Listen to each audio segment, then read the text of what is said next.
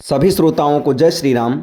श्री रामायण की कथा में आज अहिल्या की कथा आप सभी के सामने प्रस्तुत की जाएगी। बढ़ते हैं कथा की तरफ। प्रातःकाल राम और लक्ष्मण ऋषि विश्वामित्र के साथ मिथिलापुरी के वन उपवन आदि देखने के लिए निकले। एक उपवन में उन्होंने एक निर्जन स्थान देखा। राम बोले, गुरुदेव, यह स्थान देखने में तो आश्रम जैसा दिखाई देता है, किंतु क्या कारण है कि यहाँ कोई ऋषि या मुनि दृष्टिगोचर नहीं हो रहे हैं।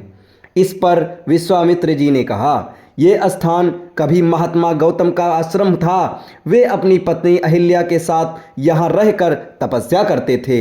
एक दिन गौतम ऋषि की अनुपस्थिति में इंद्र ने गौतम के वेश में आकर अहिल्या से प्रणय याचना की। यद्यपि अहिल्या ने इंद्र को पहचान लिया था, तो भी यह सोचकर कि मैं इतनी सौंदर्यशाली हूँ कि देवराज इंद्र स्वयं मुझ से प्रणय याचना कर रहे हैं, अपनी स्वीकृति दे दी।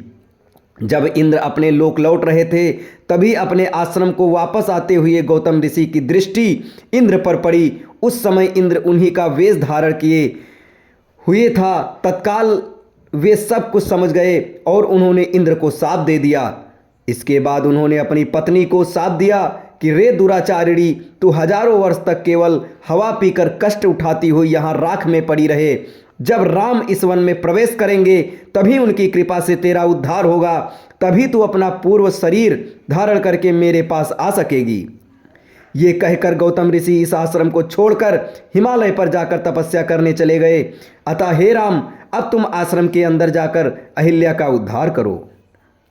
विश्वामित्र जी की आज्ञा पाकर वे दोनों भाई आश्रम के भीतर प्रविष्ट हुए।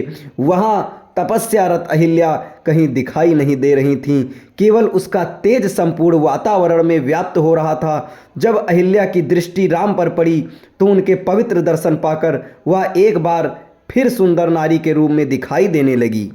नारी रूप में अहिल्या को सम्मुख पाकर राम और लक्ष्मण ने श्रद्धापूर्वक उनके चरण स्पर्श किए।